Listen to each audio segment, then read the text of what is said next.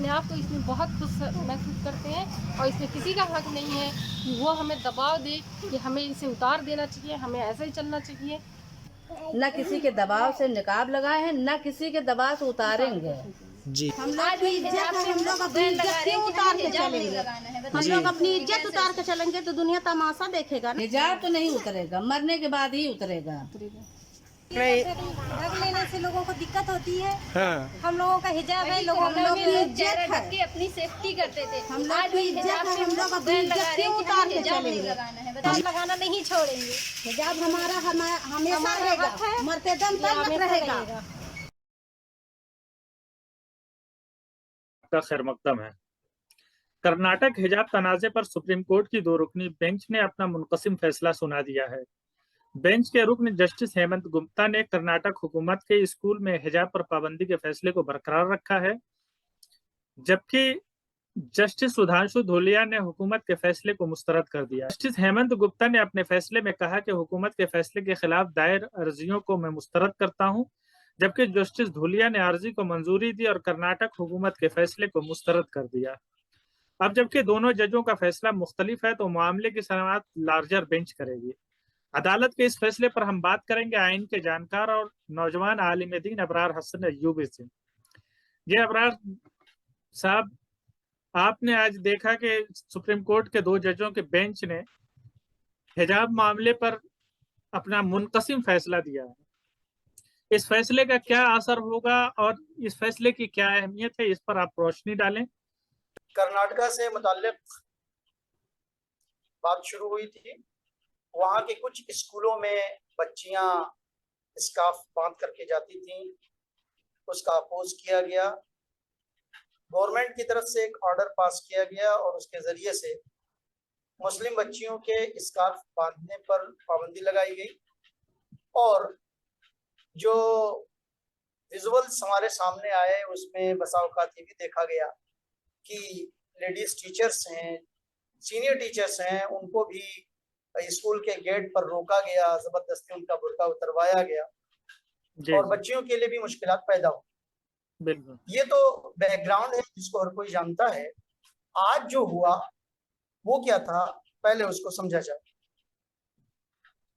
Karnataka government का जो order था कि जो गवर्नमेंट इंस्टीट्यूशंस हैं, बेसिकली एजुकेशनल इंस्टीट्यूशंस, वहां पर मुस्लिम बच्चियां स्कार्फ बांध करके नहीं जा सकती हैं।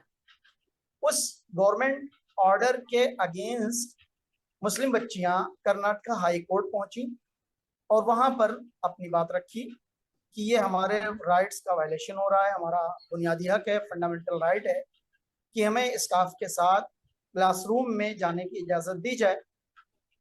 कर्नाटका हाई कोर्ट में समाअत हुई और वहाँ की जो अदालत आलिया है कर्नाटका की, हाई कोर्ट है, उसने पाबंदी आयद कर दी कि नहीं, गवर्नमेंट का जो ऑर्डर है वो ठीक है और दुरुस्त है।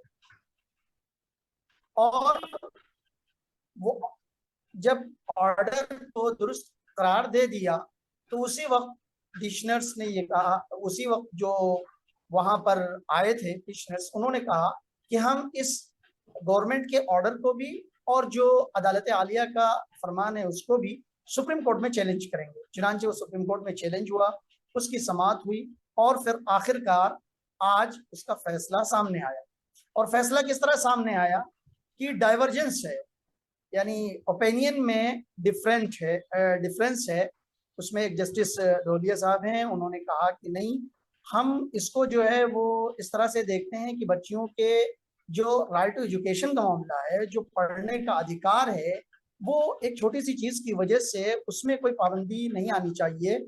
और इस तरह से जो पिटीशन उनकी है उसको अलाउ किया जाता है और गोया की जो कर्नाटका हाई कोर्ट का जजमेंट है उसको उन्होंने सेट असाइड कर दिया। लेकिन दूसरी तरफ जस्टिस गुप्ता जी ने क्या किया कि उन्होंने कहा कि नहीं, हमने 11 जो है क्वेश्चंस तैयार किए हैं और उनको जो हमने फ्रेम किया है उसकी रोशनी में देखते हुए हम पिटिशनर्स का जो कॉज है उसको तस्लीम नहीं करते हैं और हम उसको अलाउ नहीं करते। तो अब जाहिर सी बात है, जब डिवीजन बेंच होता है, यानी 2 जजों की बेंच होती है और दोनों का जब ओपिनियन अलग अलग होता है, यानी एकमत नहीं होता है जजमेंट, तो ऐसी सूरत में उसको लार्जर बेंच को रेफर किया जाता है चुनांचे चीफ जस्टिस साहब के हुजूर वो मसला पेश हुआ और फिर अब जाहिर सी बात है कि उस पर लार्जर बेंच सुनवाई करे।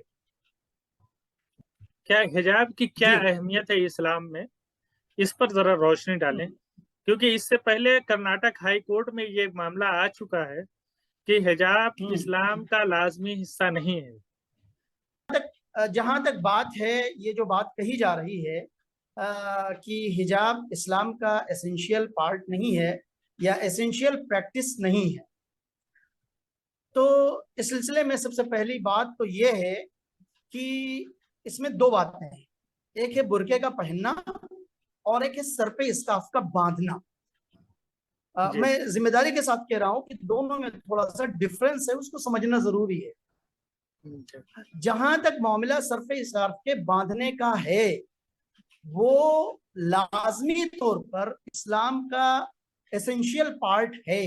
क्यों, उसकी वजह मैं बता रहा हूं। इस्लाम का अपना एक निजाम है और उसमें सत्र एक चीज होती है।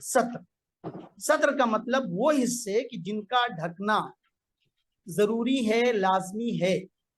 एक्सेप्शनल केसेस कुछ हो सकते हैं, मजबूरी के हालात वो अलग हैं, लेकिन सत्र का मतलब होता है वो हिस्से जिनका ढकना, जिनको पोशीदा रखना, जिनको छुपाना लाजमी है। ये मर्दों के लिए कुछ हिस्सा है, औरतों के लिए अलग है। औरतों के सर के बाल से लेकर के पैरों तक का हिस्सा जो है वो सत्र में दाखिल है। मेरी बात ध्यान से सुननी चाहिए, शायद ये बात और जगहों पर नहीं आ सकी। ये बात बिल्कुल वाज़ेह होनी चाहिए, इसमें क्लैरिटी होनी चाहिए कि सर के बालों से लेकर के और नीचे पैर तक का जो हिस्सा है ये सत्र में आता है, और सत्र जो है वो एसेंशियल पार्ट ऑफ प्रैक्टिस, उसको किसी भी सूरत में डिनाई नहीं किया जा सकता है। और आज तक तारीख इस्लामी में जब से अहकामात आए उसके बाद से आज तक इसको डिनाई किया भी नहीं गया। हिजाब पर मैं आपको रोकना चाहूंगा, बीच में मैं आपको रोकना चाहूंगा हजरत कसम। बिल्कुल। हिजाब पर जब मामला आया तो इस पर भी बहस होने लगी कि इस्लामी ममालिक में भी हिजाब पर एक मत नहीं है, अलग अलग जगहों पे अलग अलग तरह से हिजाब का डिफाइन किया गया। बहुत अच्छा इंटरेस्टिंग पॉइंट है, वही तो मैं कहना चाह रहा हूँ कि किस चीज पर डिफरेंस ऑफ ओपिनियन है, ये समझना जरूरी है। आलम अरब के बहुत से ऐसे उलमा हैं जो ये कहते हैं कि चेहरे का ढकना ये लाजमी नहीं है। एक चीज है चेहरे का ढकना और एक चीज है सर के बालों का ढकना। दोनों में बहुत बड़ा फर्क है और दोनों फर्क को समझना जरूरी है। सर के बालों को अगर नमाज के वक्त नहीं ढका जाता है तो वजू टूटता है और नमाज भी नहीं होती है औरत की।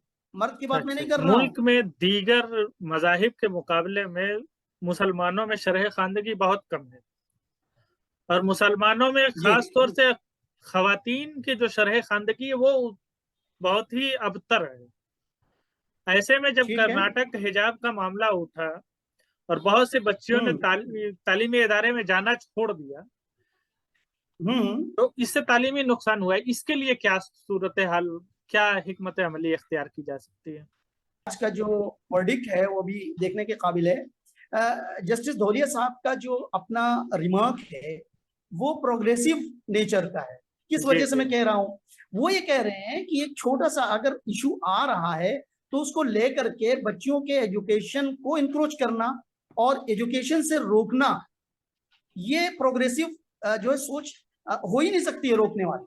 मुसलमानों के रहनुमा हैं वो हमेशा ये कहते आए हैं कि भाई अपनी इज्जत की हिफाजत करो, मॉडेस्टी की हिफाजत करो। इज्जत के साथ अगर जिंदगी है, वकार के साथ जिंदगी है तो जिंदगी अच्छी है, इज्जत और वकार नहीं है तो कोई जिंदगी नहीं है।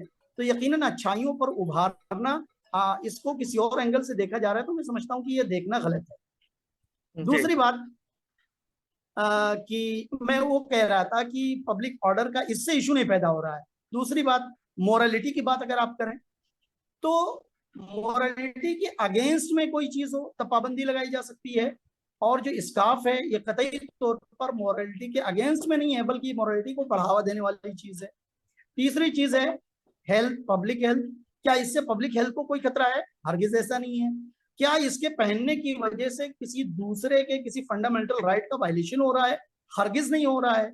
तो ये जो बुनियादें हैं जिनकी वजह से किसी fundamental right to freedom of religion basically उस पर जो पाबंदी लगाई जा सकती है वो इन वजूहात की बुनियाद पर लगाई जा सकती है।